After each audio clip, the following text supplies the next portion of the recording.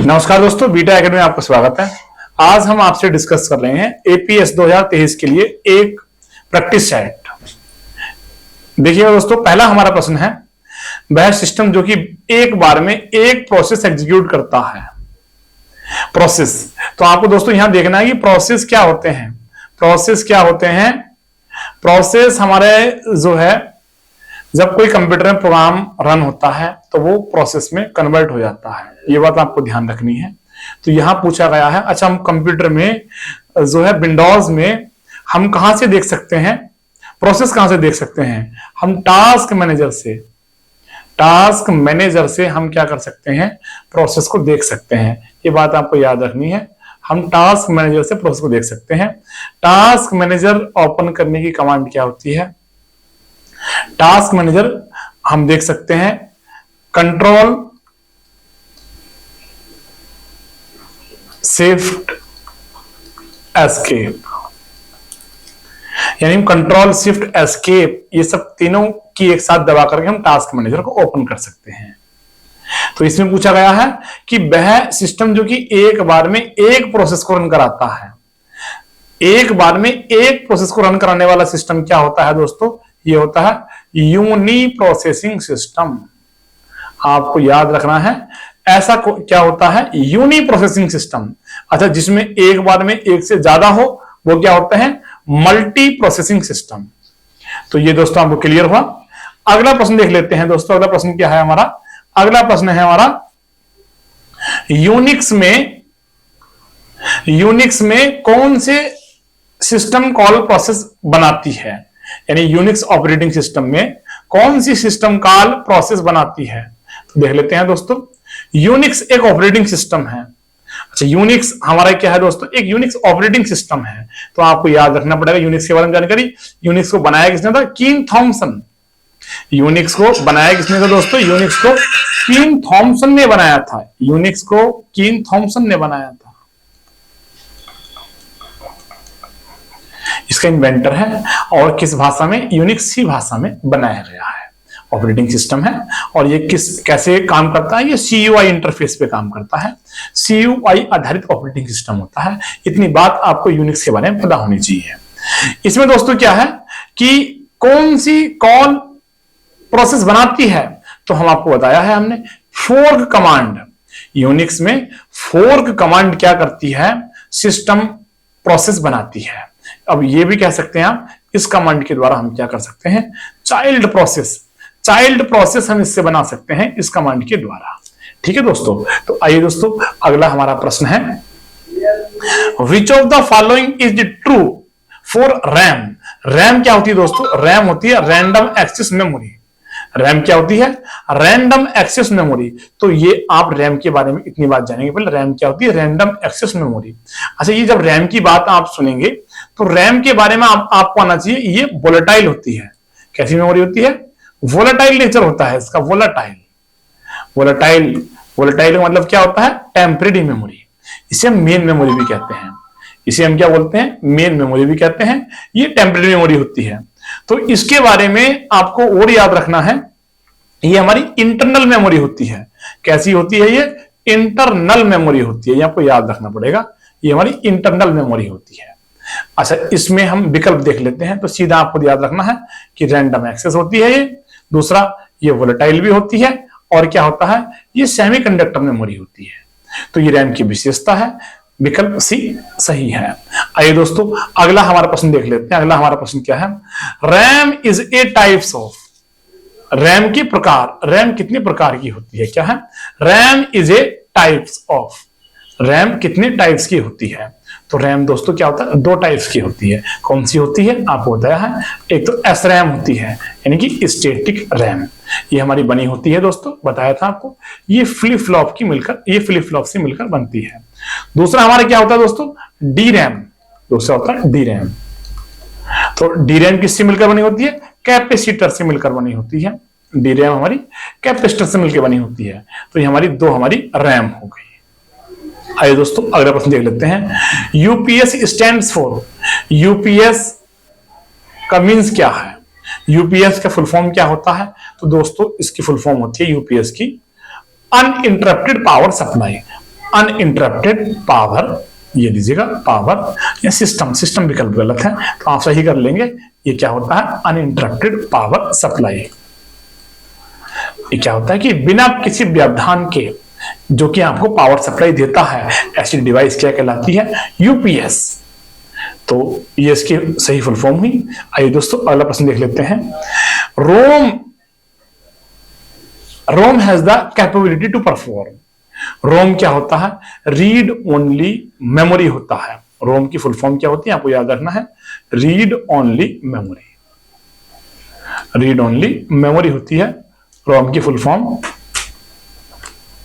तो ये क्या करता है, रीड ऑपरेशन ओनली। ये किस लिए होता है, रोम किस लिए होता है आपका, रीड ओनली मेमोरी है, तो ये रीड ऑपरेशन के लिए ही होती है।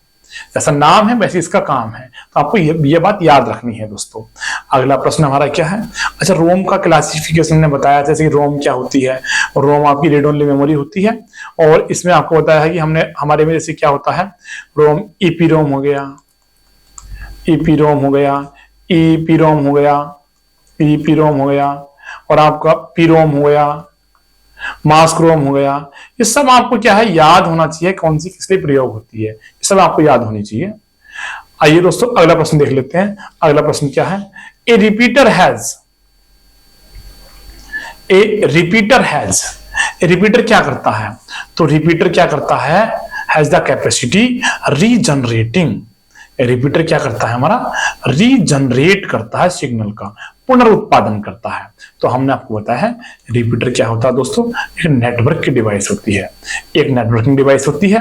और ये क्या करता है, वीक सिग्नल को, जो वीक सिग्नल होते हैं उन्हें किसमें करता है, ये स्ट्रॉन्ग सिग्नल में बदलता है, स्ट्रॉन्ग सिग्नल में बदलता है। ये काम करता है रिपीटर। तो ये नेटवर्किंग डिवाइस है। जैसे अगर आपको जो है 100 मीटर तक आपको वायर ले जानी है तो आपको बीच में रिपीटर लगाने पड़ेंगे, जिससे कि सिग्नल हमारे कमजोर ना हो। तो दोस्तों आइए अगला देख लेते हैं, फिजिकल और लॉजिकल अरेंजमेंट ऑफ नेटवर्क। यानी नेटवर्क में फिजिकल और लॉजिकल अरेंजमेंट क्या कहलाता है, फिजिकल और लॉजिकल अरेंजमेंट क्या कहलाता है किसी नेटवर्क में। तो दोस्तों देख लेते हैं इसका सही आंसर क्या होगा हमारा, इसका सही आंसर होगा टोपोलॉजी। किसी नेटवर्क में कंप्यूटर की व्यवस्था करना, ये लीजिएगा, व्यवस्था करना, नेटवर्क में सिस्टम की व्यवस्था करना, यानी arrangement of computers in a LAN local area network, उसे हम क्या कहते हैं, टोपोलॉजी कहते हैं। ये स्टैंडर्ड सटीक डेफिनेशन है और आपको ये डेफिनेशन जो है दोस्तों याद कर लेनी चाहिए। टोपोलॉजी की डेफिनेशन आपको याद कर लेनी चाहिए।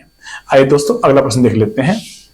अगला प्रश्न क्या है दोस्तों, अच्छा टोपोलॉजी के बारे में हम आपको बताएं, टोपोलॉजी के बारे में क्या होता है।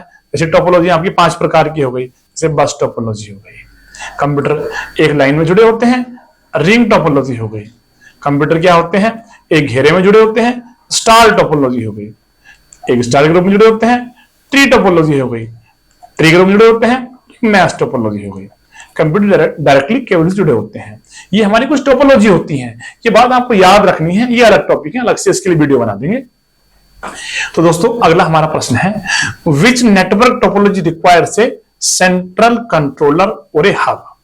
कौन सी नेटवर्क टोपोलॉजी में एक सेंट्रल कंट्रोलर होता है या हब होता है। तो सेंट्रल किसमें होता है, सेंट्रल स्टार टोपोलॉजी में होता है, क्योंकि स्टार टोपोलॉजी में आपको पता है ये कंप्यूटर कैसे जुड़े होते हैं। देखिए ये कंप्यूटर्स हैं, ये हमारे कंप्यूटर्स हैं, ये 4 कंप्यूटर्स हैं, ये हमारे किससे जुड़ गए, ये एक हब हो गया, ये 4 पोर्ट का हमारा हब हो गया, इससे ये कंप्यूटर्स हमारे जुड़ गए। तो ये हमारा कौन सा हो गया, स्टार टोपोलॉजी हो गई। तो इसमें ये जो केंद्रीय हब जुड़ा हुआ है, अगर ये फेल हो जाए तो हमारा पूरा नेटवर्क ही क्या होता है, फेल हो जाता है। तो सही आंसर स्टार हुआ। आइए दोस्तों अगला प्रश्न देख लेते हैं। अगला प्रश्न हमारा क्या है, topology requires a multi point connections. कौन सी टोपोलॉजी, मल्टी पॉइंट कनेक्शन होता है। तो मल्टी पॉइंट कनेक्शन किसमें होता है, बस टोपोलॉजी में होता है हमारा। बस टोपोलॉजी में क्या होता है, मल्टी पॉइंट कनेक्शन। इसमें जो कंप्यूटर से ये हो गई, बस हो गई, और इसमें हमारे कंप्यूटर जुड़े होते हैं, ये लीजिएगा, तो कंप्यूटर यहाँ जुड़े होते हैं, तो ये क्या होता है, मल्टी पॉइंट स्विच लगा होता है। इससे हमारे कंप्यूटर दोनों दिशाओं में, दोनों साइड में जुड़े होते हैं, ये मल्टी पॉइंट स्विच होते हैं, इससे हमारे कंप्यूटर जुड़े होते हैं। आइए दोस्तों अगला हमारा प्रश्न क्या है, अगला प्रश्न है हमारा, putting files to the server from the computer is, यानी कि हमारे कंप्यूटर से सर्वर पे फाइल रखने को हम क्या कहते हैं, तो अपलोडिंग कहते हैं। अगर हमने कुछ फाइल्स क्या है पुट कर रहे हैं अपने कंप्यूटर से सर्वर पे, तो उस प्रक्रिया को हम क्या कहते हैं, अपलोडिंग। इसका रिवर्स कर दें, to copy files from server to your computer, उसे हम क्या कहेंगे, उसे हम कहेंगे डाउनलोडिंग कहेंगे। दोनों में टर्म थोड़ा सा ही अंतर है। आइए दोस्तों अगला हम प्रश्न देख लेते हैं। अगला प्रश्न हमारा क्या है, the address of a website is also known as, किसी वेबसाइट के एड्रेस को हम क्या कहते हैं, तो दोस्तों किसी वेबसाइट के पते को हम क्या कहते हैं, URL। इसकी फुल फॉर्म क्या होती है, यूनिफॉर्म रिसोर्स लोकेटर, यानी किसी वेबसाइट के एड्रेस को हम कहते हैं URL कहते हैं, यूनिफॉर्म रिसोर्स लोकेटर कहते हैं। अच्छा, इसकी URL जो होता है, किसी कोई वेबसाइट है, जैसे कोई वेबसाइट हो www, कोई वेबसाइट होगी www.beta.com, तो ये पूरा इसका क्या हो गया, एक इसका URL हो गया, एड्रेस हो गया। आइए दोस्तों अगला प्रश्न देख लेते हैं। अगला प्रश्न हमारा है, विच of these is a non profit domain, तो नॉन प्रॉफिट डोमेन कौन सा होता है दोस्तों, ORG होता है। ये ऑर्गेनाइजेशनल यूनिट के लिए प्रयोग होता है। इसे कहते हैं गैर लाभकारी संगठन, गैर लाभकारी संगठन के लिए प्रयोग होता है। तो ये हमारा नॉन प्रॉफिट डोमेन नेम्स है। ये एक जेनरिक डोमेन का पार्ट है। ORG जेनरिक डोमेन्स होता है, which are emails received or sent to users. Where are email received or sent to users? emails हमारी कहां रिसीव होती हैं और भेजी जाती हैं, तो सबको पता है ईमेल हमारी कहां भेजी जाती है, ईमेल एड्रेस पर भेजी जाती है। यानी किसी को आपको ईमेल भेजनी है तो आपके पास क्या होना चाहिए, उसका आपके पास ईमेल एड्रेस होना जरूरी है। अगला प्रश्न हमारा है, विच of these is A correct email address, कि निम्न में से कौन सा करेक्ट ईमेल एड्रेस है। तो दोस्तों देखिएगा, ईमेल एड्रेस, किसी पर्सन का ईमेल एड्रेस का फॉर्मूला क्या होता है, ईमेल एड्रेस जो होता है हमारा, ईमेल एड्रेस दो भागों से मिलकर बनता है। क्या क्या होते हैं ईमेल एड्रेस में, एक तो होता है हमारा यूजर नेम, ये हो गया यूजर नेम। दूसरा क्या होता है, वेबसाइट का नेम। तो ये हमारा सही विकल्प है। ईमेल एड्रेस से आपने लिखा रोहन, आपने लिखा रोहन @gmail.com, तो रोहन क्या हो गया, यूजर नेम। जीमेल क्या हो गया, gmail.com वेबसाइट का नाम हो गया। चलिए अगला हमारा प्रश्न है कि the S in HTTPS stands for, S का मतलब क्या होता है इसमें, तो S का मतलब होता है इसमें, ये प्रोटोकॉल्स है, S का मतलब होता है सिक्योर। S का मतलब क्या होता है, सिक्योर।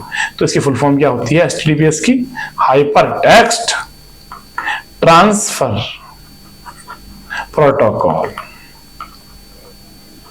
और S का मतलब क्या हो गया, सिक्योर। तो ये हमारा प्रोटोकॉल्स हुआ।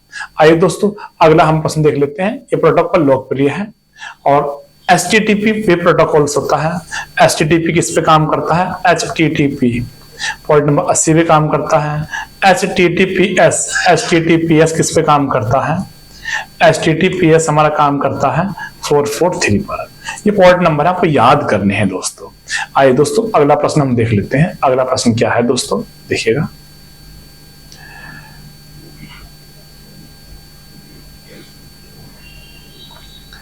ISP स्टैंड्स फॉर, ISP क्या होता है दोस्तों, इंटरनेट सर्विस प्रोवाइडर होता है। ISP क्या होता है, इंटरनेट सर्विस प्रोवाइडर, जो कि इंटरनेट की सेवा प्रदान करता है, इंटरनेट की सेवा प्रदान करता है। जैसे कि एयरटेल हो गया, जियो हो गया, ये सब क्या होगा, ISP हो गए, जो आपको इंटरनेट की सेवा देते हैं। हिंदी में कहते हैं इसको इंटरनेट सेवा प्रदाता। विच फोल्डर कंटेन्स जंक मेल, कौन सा फोल्डर जंक मेल रखता है, तो आपकी ईमेल में स्पैम फोल्डर होता है, ये जंक मेल को रखता है। इन्हें कहते हैं अनसॉलिसिटेड मेल भी कहते हैं। आप शब्द को याद रखिएगा, स्टैंडर्ड शब्द हैं, इन्हीं से क्वेश्चन बनते हैं। अनसॉलिसिटेड ईमेल्स भी होती हैं, जिन्हें हम जंक मेल कहते हैं, या अनवांटेड मेल्स भी होती हैं, ये सब इसी फोल्डर में जाती है, स्पैम में। या अननोन मेल्स भी होती हैं, जो अननोन सेंडर द्वारा भेजी जाती हैं, वो सब मेल स्पैम में जाती हैं। अगला हमारा प्रश्न है दोस्तों, what is the initial network communication called? Initial network communication called, तो इनिशियल नेटवर्क हमारा क्या था? हमारा था ARPANET। इंटरनेट का प्रारंभिक नाम क्या था? ARPANET। तो फुल फॉर्म क्या होती है इसकी? एडवांस्ड, आपको याद रखना ईडी लगा होता है, एडवांस्ड रिसर्च प्रोजेक्ट एजेंसी, ये इसकी फुल फॉर्म होती है। इंटरनेट का सबसे पुराना नाम है ARPANET, आपको याद रखना है। ये एजेंसी है, संस्था है, जो कि इंटरनेट की जन्मदाता मानी जाती है। आइए दोस्तों, अगला प्रश्न हमारा क्या है? Why is the IP address of a computer required? IP address की जरूरत क्यों पड़ती है? तो सीधा सा आंसर है identify it on internet.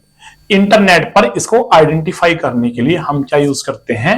IP address का प्रयोग करते हैं किसी भी चीज को आइडेंटिफाई करने के लिए। आइए दोस्तों, अगला प्रश्न क्या है? What does IP stands for? IP का मीन्स क्या होता है? आईपी का मीन्स होता है इंटरनेट प्रोटोकॉल। क्या होता है? Internet protocol.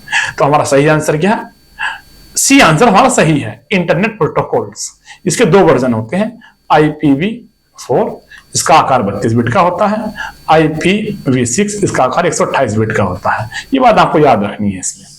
Which of these are web browsers? कौन सा वेब ब्राउजर्स है? तो वेब ब्राउजर्स हमारे क्या है? गूगल क्रोम है, इंटरनेट एक्सप्लोरर है, ब्रेव है, सब हमारे वेब ब्राउजर्स हैं इसमें। What is VCC? VCC क्या होता है? तो भी ईमेल में होता है, इसका मतलब blind carbon copy.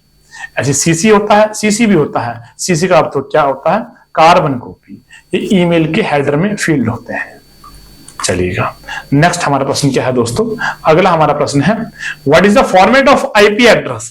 IP address का फॉर्मेट क्या होता है? 32 बिट होता है, दूसरा कोई विकल्प ही नहीं है। तो आपको यहां सोचना नहीं है कि IPv4 है या IPv6 है, भाई सीधा आंसर इसमें 32 बिट दे रखा। आपको पता है कि दो होते हैं, 32 और 128। 128 इसमें है नहीं, तो 32 बिट का सही होगा।